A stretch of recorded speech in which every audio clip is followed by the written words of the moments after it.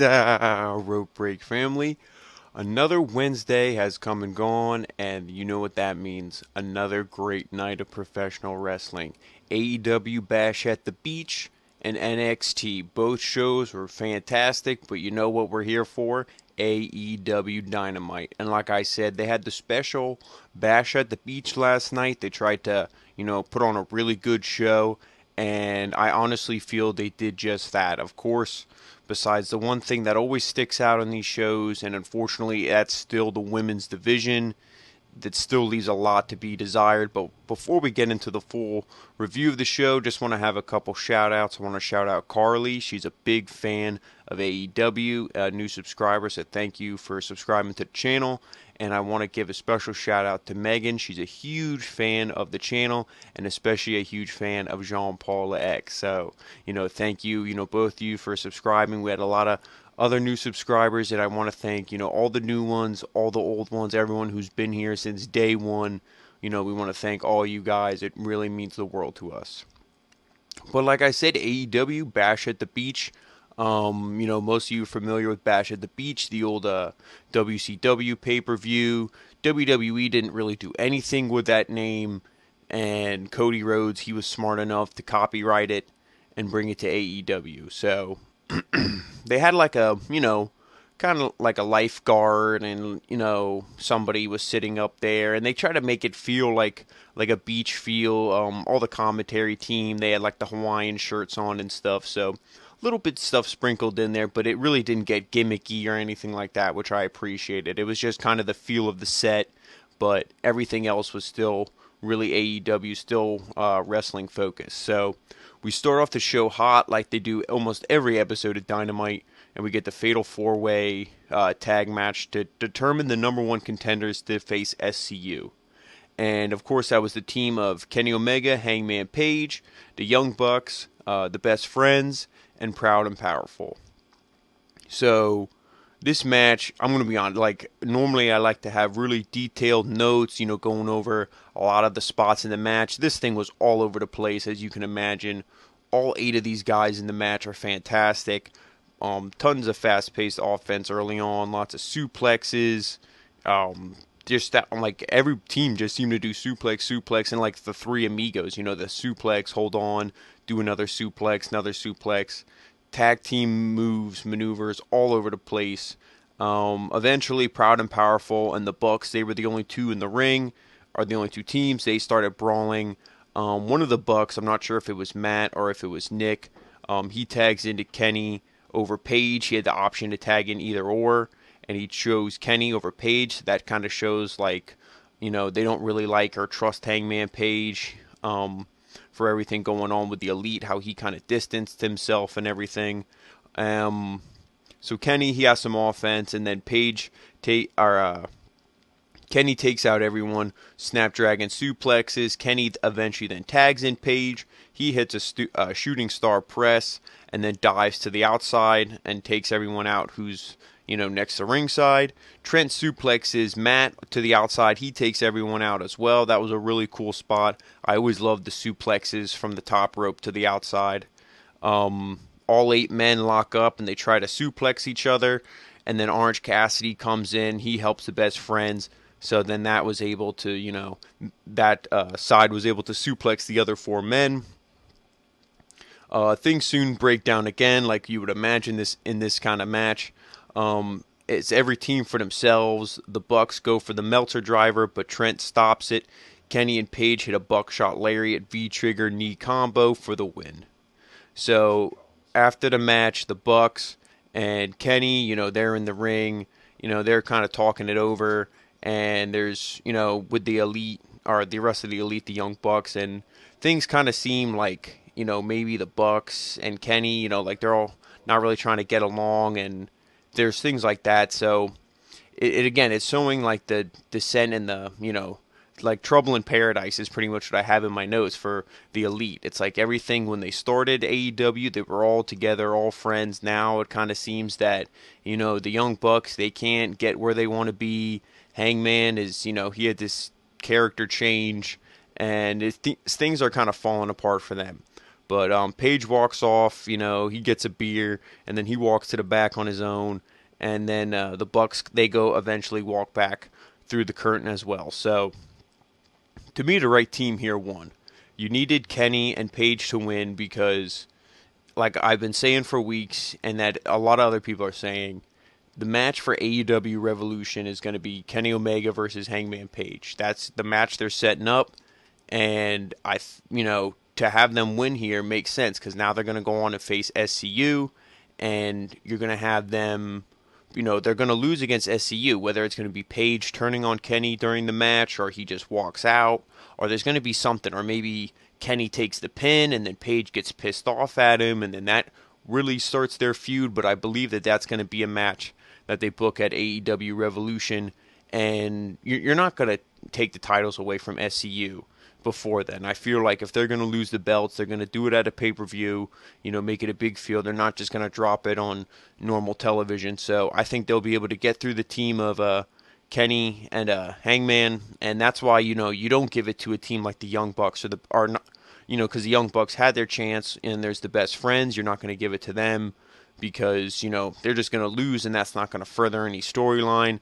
And Santana and Ortiz, proud and powerful, I feel like they just put them in this match just because they needed another team, and they haven't really done much yet in 2020. I know we're only a few, 2-3 episodes in for Dynamite for the new year, but they want to get them on television. And Juan and I were saying, because both of us are huge fans of the Lucha Bros, but unfortunately the Lucha Bros have been losing, so they weren't in this match. And again, I was fine with all the teams they picked, because, like I said, the right team won, so good choice there. Great opening match.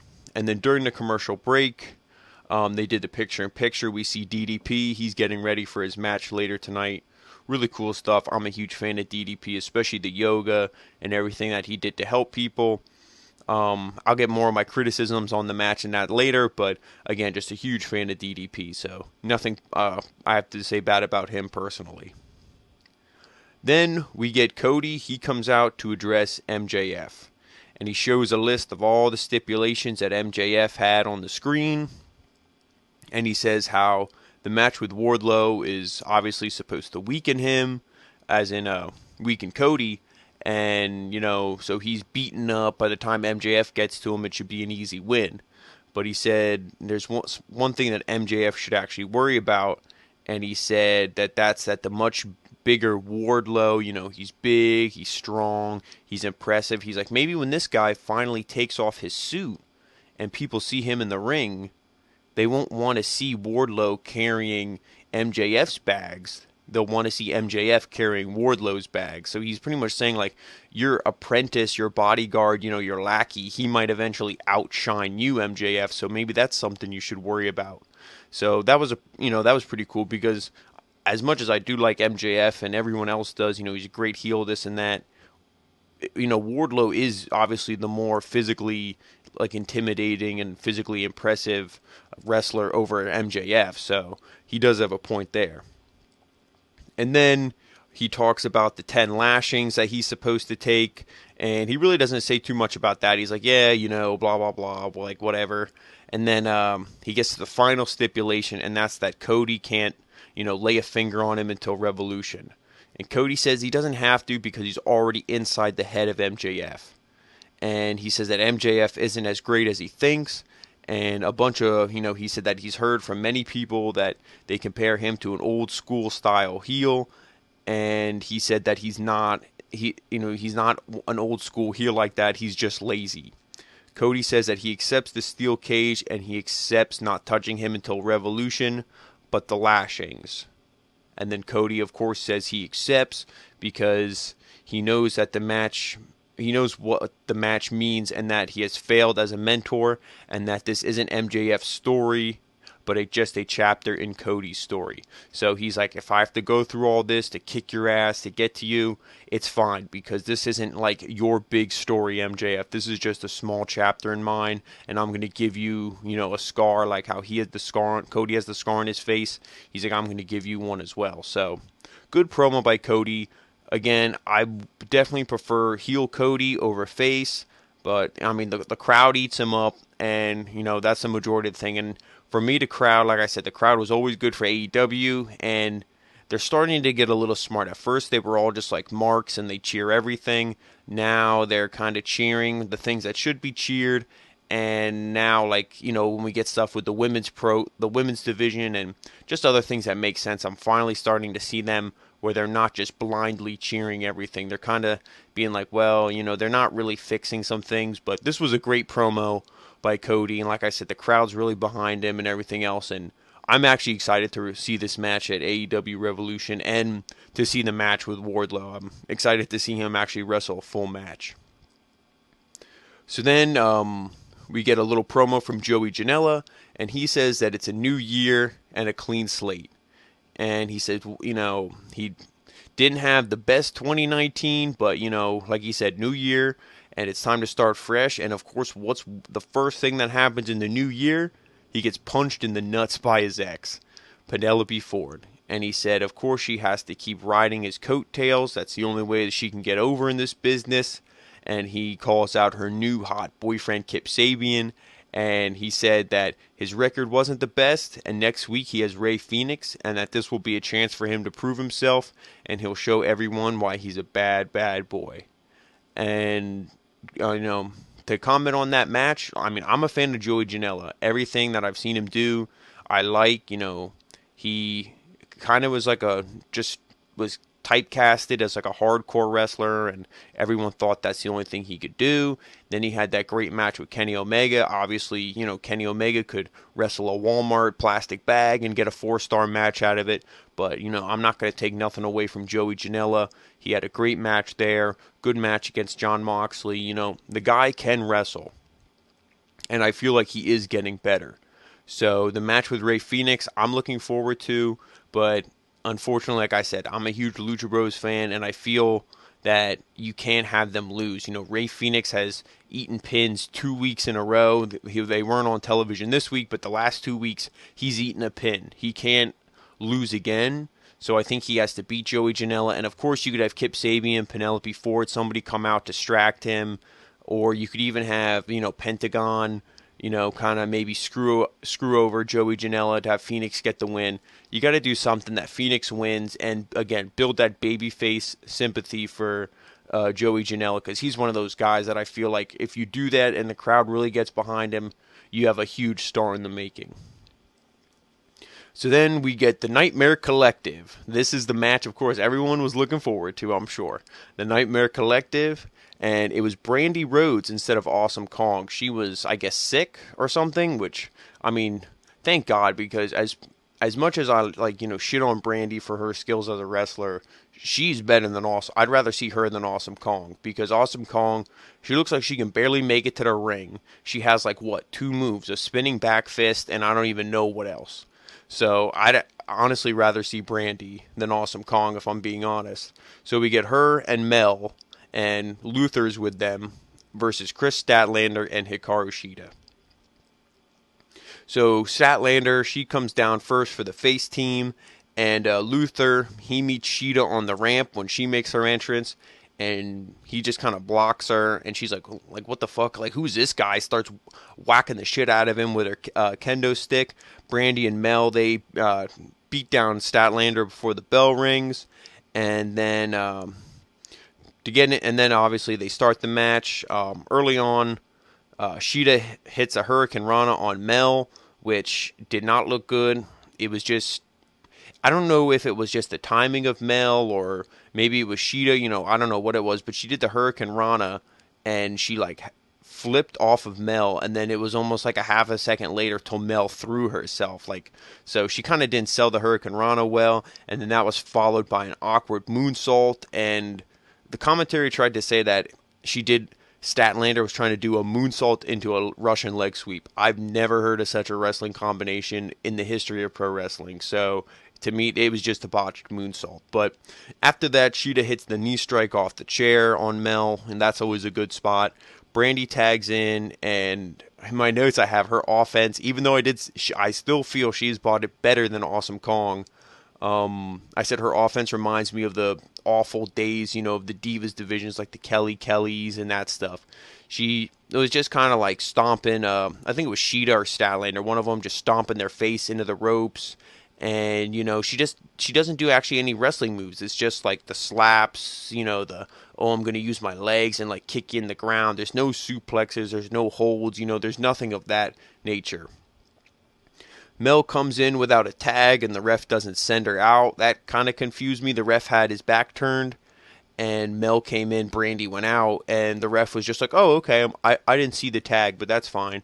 And that's the one thing I got to give WWE. If the ref doesn't see the tag, whether it happens or not, he's like, no, you got to get out. I didn't see the tag. I'm the official. That's too bad. So that I didn't like. The refs are a big thing in this. Last week I didn't mention it, but I shit on the match regardless. But when you had that number one, or not the championship match, the Nightmare Collective came down and was beating down Statlander and this and that. That ref should have just called for a DQ immediately, because the title wasn't going to change hands. So it's not like you needed to keep the match going because there was a title change. That should have been a DQ just instantly, and then it should have been Riho and Statlander this week, I feel, going against the Nightmare Collective, because you had two faces who are facing off in this match, and then the heels come down, screw up the match. So that's what you should have did to get your champion on TV more. But again, she's probably wrestling in Japan. She probably wrestled that match and immediately got on a plane because she'd rather wrestle in Japan than wrestle here. I'm on Britt Baker's side with that. That still pisses me off. But anyway, back to this match. Again, so then Brandy, when she comes in, Chris gets tagged in, and then Brandy, she doesn't want to face Statlander. That's kind of the whole thing. Statlander really wants to get after Brandy in this match. She acts like a cowardly heel. She gets, she's like, oh, please, please don't hit me. And then she goes to do, because Chris Statlander does the ET, the nose boop. Brandy's like, oh, do you want to, touch my nose and, do all that. And she eats a huge kick, a punch, and then I think she's going for her finisher, or she hit her. I don't know if she just hit a tiger bomb or a power bomb, what she hit, but the pin attempt was broken up by Mel, and then a superplex by Sheeta onto Mel for a 1 count. That was nobody should be kicking out of a superplex on a 1 count. That was, maybe she thought the official was on a 2 count already. That kind of stuff bothers me, those little minor details. But then the match really breaks down. It's looking kind of sloppy here at this point. And then Statlander, she's able to hit the Big Bang Theory, her finisher. It's almost like a pile driver, but she hooks, double hook pile driver almost, for the win on Mel. So, like I said, I'm glad the faces won, and I'm glad that there was a clean finish. It wasn't something where they're like, oh, Awesome Kong is sick, and then she comes down anyway, or, Luther gets involved and causes the Nightmare Collective to win. It was a clean win for the faces, but I don't know what the story is now for the Nightmare Collective. I don't know where they go from here. Hopefully they just go away. Brandy Rhodes needs to just... they're not going to do anything with her while Cody's a face, but Cody needs to turn heel. I don't know if he's going to lose to MJF. Probably not, but he needs to turn heel. He needs to get Brandy back with him, and they need to get how they were in New Japan. They just need Cody as a heel, Brandy as his valet, kind of like Zelina Vega is with Andrade, and that's what we need to see. You need to just get rid of the Nightmare Collective. Get rid of this whole AEW just does what they want with friends and family. Luther was a friend of Chris Jericho, a good friend. He brings him in, but honestly, besides Jericho, who the hell cares about Luther? Let's be serious. Nobody. And he's not going to get over. Are you going to make him wrestle in the men's division and, try to get over with his talent? Probably not. He was a hardcore death match wrestler, so no offense, he probably doesn't have that much skill in the ring. So we're, even if we do see him, we're probably not going to like what we see. So it's one of those things where it's like, instead of just, getting your friends and family and the people you like on television, like old WCW days, it's, oh, who why don't we get people with actual talent and good, wrestling on the show? We do see good wrestling from time to time, often on this show, but then when we have matches and stuff like this, it really sticks out like a sore thumb. So then we get a video package, promo for the Dark Order, and they said that they've taken thousands and thousands of members, but some of the ones they're really looking forward to being able to recruit, one of them is Michael Nakazawa. He said he's one of the faces they want, and they talk about how, he hasn't gotten the start that he really wanted in AEW, and they talk about how they want to get Omega and Brandon Cutler as well, but he's aligned to the Elite, and they said the same thing about Kenny that they said about Nakazawa. Not really the start that he wanted, maybe a little bit directionless right now, and yeah, like I said, Brandon Cutler, they said that he's a prospect who they were looking to as well, but, these guys are aligned to the Elite, so that'll be a tough thing. They need to almost take down the Elite before they can get who they want. And then they mentioned Page as well, and they feel his attitude change is something that they can use to their advantage to get him to join the Dark Order. And of course, this is that guy. I'm not sure if he has a name yet. The guy with who always is doing these like commercials, but we actually heard him talking now to like the supreme leader or whoever's in charge of the Dark Order, because it isn't Evil Uno. So there's all these rumors, speculations. I don't know if they actually know who it is yet. Maybe they're holding out for it to be Matt Hardy. His contract is up in March. You could easily stretch this to March and then have it be Matt Hardy. That would be something that would definitely, boost ratings, get eyes on the product, because we all want to see Matt Hardy, do what he was supposed to do in his return to WWE. Instead, they wasted him. They had the Woken gimmick or whatever they called it, which, that you completely killed everything that he created. So hopefully it is him. But, we'll see. I don't know if they have a backup. I hope they do, because you can't put all your eggs in the Matt Hardy basket if he would decide to sign with Ring of Honor, or God forbid he signs a contract extension with WWE. But this was a really good, promo, or video package, whatever you want to call it. And this is what I wish they would have done with the Dark Order from the beginning. Instead of, having them on TV and in the tag team tournament and this and that, not really doing anything with them, not booking them the way you should have, and then you had that awful beatdown segment that everybody was shitting on, the awful shadow punches on Dustin, and I feel like this was a good reset. Now we're seeing these where they're recruiting people. They had John Silver, Alex Reynolds, they're recruiting people. I really hope they get Michael Nakazawa, and I hope they get Brandon Cutler. Obviously, I don't think they'll get Kenny or Hangman, but, to get the two of them, because these are names and faces that we've seen on TV a couple times, and if you bring in these guys, it makes sense, because, no offense to them, but they are pretty much just glorified enhancement talents at this point. Nobody really takes them seriously, and if you put them with the Dark Order, now it's not nameless, faceless creepers. Now it's, Evil Uno, Stu Grayson. Like I said, if you bring in Brandon Cutler, Alex Reynolds, Michael Nakazawa, and then especially if you are able to get Matt Hardy, that's something. Now the Dark Order has names. Now there's more credibility to this group, and then that's when I feel you can have them take over. And then you reform the Elite. You get the Bucks. You get Kenny.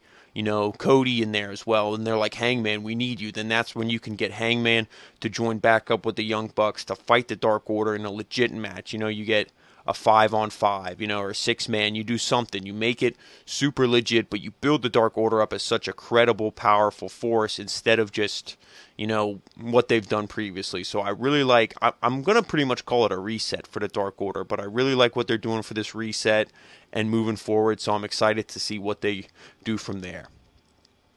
So then we get Sammy Guevara and Jon Moxley, and they announced that there was two kind of like, I guess, almost like number one contender matches. So, there was two matches, and the winner of each match will face each other next week to determine the number one contender to Chris Jericho's AEW Championship. So the first one of those matches was Sammy Guevara and Jon Moxley. So Moxley shows up in his new Ford GT. He pulls up to the ring, and it reminded me of Eddie Guerrero, showing up in the lowrider. So I really like that. Juan and I are both huge fans of Eddie Guerrero. And then some back and forth early on, springboard cutter and a dive over the top rope on Moxley gives Sammy the early advantage. And then he does the spot where he's up on the ropes and you think he's going to hit like a 450 splash or, something like that. He does that where he jumps down and he goes to slap Moxley. Moxley counters him and is like, you're not doing this to me, kid. So Moxley takes control then from this point. He goes for the paradigm shift on the apron, but Sammy counters that, and then he takes advantage. Sammy keeps control during the commercial break. Superplex by Moxley. Standing shooting star press by Sammy for a 2 count. Top rope Spanish fly onto Moxley. Tons of counters. Both men try to put each other away. Sammy jumps from the top rope. Moxley catches him in a sleeper, and Sammy taps instantly. So, of course, the one quick thing I'm just going to say is I don't like the quick tap. I know there was, both guys, it was a good match. It really was. I always shit on Sammy, but this was a good match. Like I said, I never take away anything from his wrestling ability. But it was a great match. I just don't like the instant tap. Like I said, I know he went through hell, but, maybe try to fight out of that sleeper. But, it's Jon Moxley and it's Sammy Guevara. So you're going to obviously push the one way more than the other. So that I guess I cannot understand. But then after this, the inner circle, the lights go out and the commentary is like, oh, what's going on, And the inner circle, they come out and they start beating down Moxley. Santana and Ortiz are pretty much holding him the whole time. And then Jericho starts whipping Moxley with the belt, the AEW Championship belt. Hager knees Moxley in the nuts. Santana and Ortiz, they keep holding him. Sammy's kicking him. And then Jericho, he takes, he's wearing the spike jacket, like the Painmaker jacket. So you see him as, Hager and Guevara are slapping him around. You see Jericho, he's unscrewing one of the spikes from his jacket. And commentary's like, oh my God, what's he doing with that spike? Oh God, like please don't please don't stab him or anything like that. So he takes it and boom, right? I thought he was getting like his forehead, like, cutting him open. And then, but he was, stabbed him in the eye. So he gets Moxley right in the eye. And again, commentary's freaking out. At this point, refs and officials and everyone else, they storm into the ring and they're telling the inner circle, you got to get out of here. What's wrong with you?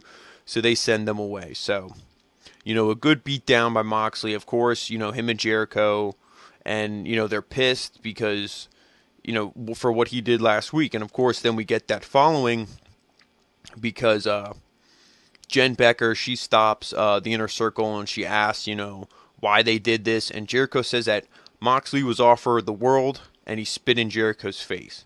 And after what he did to the inner circle last week, he's like, it's just an eye for an eye. And then Jericho says whoever wins the Darby Allin versus Pac owes the inner circle a thank you because next week, they're not... who are they going to fight? A one-eyed Jon Moxley. So he's pretty much saying, I guaranteed you a shot against me. And then he also said next week that they're going to do the same thing they did to Moxley to the Jurassic Express. And he pretty much said, Jungle Boy, like, I'm going to whip your ass like I did last time we fought, that rat's nest of a hair of yours. And he was just shitting all over the Jurassic Express. And, of course, commentary's like, well, actually, Jungle Boy did win because he lasted the 10 minutes against Jericho. But, Jericho being the heel, he's going to say otherwise. So, obviously, we knew why the Inner Circle attacked Moxley. But then this just confirmed it, from the beatdown that he did last week. And, Jericho, every time we see him on television, it's good. So, no complaints here so far. Then we get a 6-man tag, The Butcher, The Blade, with the Bunny and MJF versus Dustin, QT Marshall, and DDP. So now, besides the women's match, this is really the only thing I had kind of issues with on the show. So let's just get through the spots here, and then I'll go over my opinion. So MJF, he doesn't want to wrestle DDP. So those were the first two, like, to start the match. He tags out, because like I said, DDP came in first for the face team, and then Dustin tags in, hits his drop down slap, and this was like the first point of the match where I'm like, are you kidding me? So he goes in, and the Blade, he ducks and goes down for like getting ready. Obviously, Dustin, if you've seen Goldust wrestle, you know what he's gonna do here, the drop down slap. But he waited for how long, and almost like looked around, like are you kidding me? Like really, you're just gonna let me do this to you? And so he drops down, slaps him, and I just don't like that. I don't like when people wait for spots, when they wait to take a move, and this was clearly obvious. Nobody's just going to duck their head and just stand there for 3-4 seconds and wait to get slapped. So that kind of looked a little sloppy to me. And then Dustin gets sucker punched with the diamond ring. Wardlow gave it to MJF. And then a slap from the bunny, and then a big fist from Wardlow. Dustin is isolated during the break. But he gets a knee up on MJF, so he crotches MJF, and then he tries to make a tag while being beat down. He eventually is able to tag in DDP. DDP, he comes in, he gets the big comeback offense. He takes out all three of the heels, hits a diamond cutter on the Butcher. Dustin hits a Canadian Destroyer on MJF, and then DDP, he gets a diamond cutter broken up by the Blade. And then DDP dives off the top rope, takes everyone out. So that was a cool spot. Obviously, they caught him. It wasn't anything that he did like a flip or like a moonsault. He just pretty much climbed up and then like leapt off. And they caught him. But hey, I mean, I think he's like almost 60 years old, or he is 60. So, that was still impressive to see at his age. And then pretty much after that, MJF just rolled up QT Marshall out of nowhere for the win. So, I don't know what you want me to say about this match. It was cool to see DDP on TV. I like Dustin, and, QT Marshall, he was just there because of the events from last week. But even though the right team won, I feel, you didn't do anything really to make any of these guys look good. The only guy who, MJF has been booked correctly. He doesn't look super strong. He wins in, shitty heel tactic ways, whether it's, like I said, like this quick roll up out of nowhere or, sucker punch from Wardlow or something like that. But he's a cowardly heel. That's how he needs to be booked. But the Butcher and the Blade, these are two big, massive dudes. You took Allie out of the women's division, which desperately needs her. She was one of the bright spots when this company first started. So you take her out of the women's division, which at first I was fine with because I thought, this is going to be a new group, a new tag team, and, maybe they're going to do something with these guys. And they are doing something with them, as in they're making them look like a bunch of losers. Because, again, no offense to DDP and Dustin, but this isn't 2000. This is 2020. These guys are old. They shouldn't be, wiping the floor with this tag team. So that still bothers me, and I don't know what they're doing with the Butcher and the Blade, but they need to really fix it because you're making these guys look like a bunch of losers. But like I said, the right team won here. They still won. They still have a win in their record. So, maybe that's something, but I just like to see them look more dominant. Then moving on, we get SCU. They're being interviewed, and Hangman and Page show up. Page is like half drunk. He spills some of his drink onto Christopher Daniels. He gets pissed off, and they start jaw-jacking, getting in each other's face. Kenny shows up. He's like, hey, guys, calm down. We're really looking forward to this match next week. It's going to be a great contest. And, he's just trying to keep the peace between everybody. Hangman Page is still kind of mouthing off. He's just, like I said, he probably has half a load on. And, SCU is like, hey, man, get him out of here, calm your guy down. But, when Kenny shows up, like I said, he keeps the peace, and, it's really setting up, like I said, that's going to be the final straw where Kenny probably loses his shit against Hangman. And, that's really going to, next week is really going to jumpstart their feud towards AEW Revolution. And like I said, I don't see SCU losing the belts next week as well. So, but I'm still really looking forward. Like I said, I'm looking forward to that match.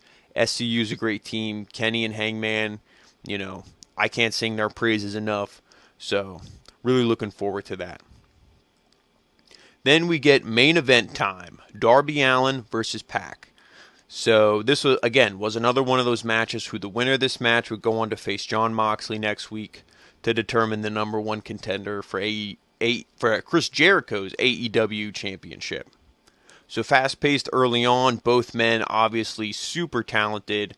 Darby Allin, again, the crowd is super behind him, and every week I see him, I never had a problem with him or hated him or anything like that, but every week I see this guy, I like him more and more. And I've been a big fan of Pac since, he was Neville back in NXT. all that. Main roster, of course, they did not use him well at all. 205 Live, he should you could have built 205 Live into a division that he should still be the king of. He was the king of the cruiserweights, and I love that heel, persona he had. The matches with Austin Aries are good, were fantastic, but you disrespected both of those guys. Austin Aries has a little bit of an ego problem, so I could understand getting rid of him, but Pac, he was he should still be there now. He could have been main roster. Imagine the matches he could have with guys like Ricochet, Andrade, Aleister Black, Buddy Murphy, Seth Rollins. The list goes on and on. There's so many guys that, them, and at the time when he was in WWE, Neville, you could have 5-star classics easy from so many of these guys. But, of course, WWE, they didn't see nothing from him besides some cruiserweight loser. So now he's in AEW tearing it up, and I'm glad to see. So again, being a fan of both of these guys, I was really excited for this match. So the story of this match was how Allen is the faster of the two opponents, but Pac, they said he's just as fast as Allen, but he has the superior strength. So 2 suicide dives by Allen take out Pac, but Pac is the first man up because, the story with Allen is his offense is so reckless that he almost hurts himself more than he hurts his opponent. So that was kind of the story here. So Pac was the first man up, and he catches Allen in a Hurricane Rana attempt and swings him into the steel steps. Pac works over Darby Allin and beats him down during the commercial break. Powerbomb onto the steps, wearing him down with a crossface, getting Allin ready for the brutalizer. And as I was typing that in my notes, commentary said the same thing. Between the powerbomb and the crossface and everything else, he's just wearing down the back, wearing down everything for the Black Arrow and the brutalizer. A drop kick for a near fall or a drop kick and a near fall onto Darby Allin, and then Darby hits the coffin drop to Pac on the outside. Pac uses the ring skirt eventually to slow down Allin because the speed of Allin is getting a little too much for Pac, and when he slides to the outside, Pac traps him in the ring skirt, like I said, and then he takes control. Roll-up attempts by Allin for some near falls. Allin tries for a springboard coffin drop, but gets thrown into a German suplex. Really cool spot there. Then he hits a power bomb onto the neck of Allin for a near fall, and a Black Arrow for 2, and a Black Arrow for the win there. So really good match. Like I said, Darby Allin, we've seen him go against Pac before, and I don't want to see that match again unless it's going to be, Darby Allin gets the win. Because to see him go against Moxley again and to lose, what would be the purpose of that? Now we're going to see a fresh matchup of Pac and Moxley. So that, I feel was the right choice.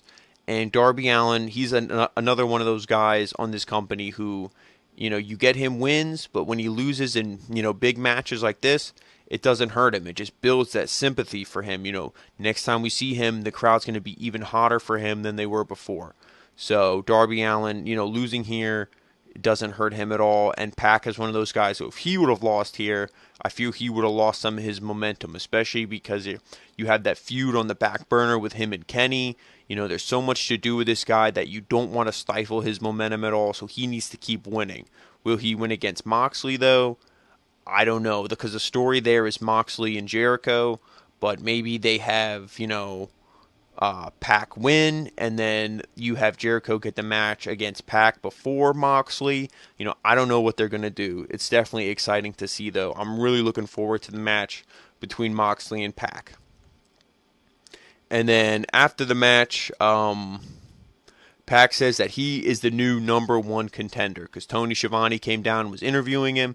And like I said, Pac says that he's the new number 1 contender, and Schiavone's looking around like, you have a match next week to actually determine that, right? And he says, well, the only reason I'm saying this is because Moxley is clearly unable to wrestle, which means a forfeit. He got a freaking spike stabbed in his eye. There's no way this guy's going to be able to wrestle next week. And Pac tells Jericho that he's coming for him. And then they cut to an ambulance. You know, you have doctors and stuff. The door's open to the back of the ambulance. There's doctors in there talking to Moxley. He's like, screw this, because he can see what's going on, probably on the television, or there's some speaker going, to the back. So he hears what Pac's saying. He's like, screw this. He gets up and he starts walking out, and he comes to confront Pac, and he said that it's not going to go down like that. And he said that he will be there next week and he will kick his ass because that title shot belongs to him. And they kind of have a stare down. Commentary's hyping everything up for next week, hyping this match. Everybody's behind Moxley. I don't know how you can't be. And like I said, they have the stare down as the show goes off the air. So, two things I just want to say. Before, a big criticism of mine used to be the commentary and time management. Those two things are fixed. I feel Excalibur, he's slowed himself down. He's not trying to say a million things at once. Jim Ross and Tony Schiavone, they've really come into their role, and just everybody's really gelling together, which I knew would happen. But if I saw something that was wrong and I felt I needed to criticize, I was going to criticize it. But I knew these guys would fix it. They were all too talented. They love the business too much. And I knew, nobody can gel together. Like if you look at a video where Juan and I did when I first started to a video that watch our NXT review we're going to do later today. We gel more. Like the more you talk, the more you work together, the more you can just say what the other person's thinking. You just gel. And that's what I feel the commentary's doing. And the same thing with the time management. Because now you're not getting it where a match ends and the show immediately goes off the air. Now you could have this where Moxley comes out and they have the stare down and, you get the good camera angles, and then you can have, the AEW, logo pop up, and then the show goes off the air. Nothing feels rushed. You're not feeling like if you blink, you miss something. So that I really like, and I appreciate it, and it shows me that they're listening to the fans, and they're growing and they're fixing it, and that's what we wanted to see, because we want this to be the true alternative to WWE. We don't want this to just be, like I said, AEW friends and family, that like it's just the elite and their buddies and they're just backyard wrestling and they don't really care. They are taking this super serious, so that was great to see. But criticisms with the show, again, women's division, I don't know what you're doing. You have Hikaru Shida and Chris Statlander win. At least that was the right team to win, but what's the Nightmare Collective doing? They lose here, which again, I feel is the right decision, but now where do they go? I wish they would just break them up, but they're obviously not going to do that. So I don't understand where that's going. I feel, you should have had Allie be in the Nightmare Collective, because she's someone who can actually wrestle, and it would have added some legitimacy to that team, because honestly, nobody on that team can wrestle. Brandy can't wrestle. Mel didn't look too good. I feel like she's pretty green. I don't think she's had a lot of experience under her belt. But, like I said, Brandy, Mel, and Awesome Kong, none of them are good wrestlers. Like, them combined aren't half as good as, like, someone like Allie or Hikaru Shida or Chris Statlander. So, I don't know what you're going to do with the Nightmare Collective and then just the Butcher and the Blade. Just, they need to look better. They need to look more impressive, because we're starting to see, even though AEW has such a great tag team division, we're still just seeing the same tag teams every week, whether it's the Bucks or, SCU. I know they're the champions, but, we need to see, like, other teams focused on, and that's like the Butcher and the Blade, but focus on them in a good way. Get them wins, especially wins over guys who are like, Dustin shouldn't be getting wins and looking better than a tag team that's half his age. So that's, again, another just complaint, but I feel they'll fix it down the line. It's just, unfortunately, they're the victims of circumstance in this story. But, again, a great episode of AEW Dynamite. And I think the ratings will go into Dynamite's corner again this week. I think they'll probably have beaten NXT. But, NXT, again, was a fantastic show. Of course, we'll be reviewing that later tonight. And I want to thank you guys for, of course, watching this review like always. And check out all of our social medias. We have it all listed on the screen right there. And if you haven't already, check out Monday Night Raw. Check out, we got so much stuff. We have Wrestle Kingdom from a few weeks ago. Juan reviewed Impact Hard to Kill. We have NXT Blackpool 2. So much stuff on the channel. We're going to have previews and predictions this weekend for the Royal Rumble. We're going to be giving our thoughts on the Broken Skull sessions with Kane. There's just so much coming to the channel, like always. You know, wrestling never stops, neither do we. So, as always, guys, thank you so much for watching.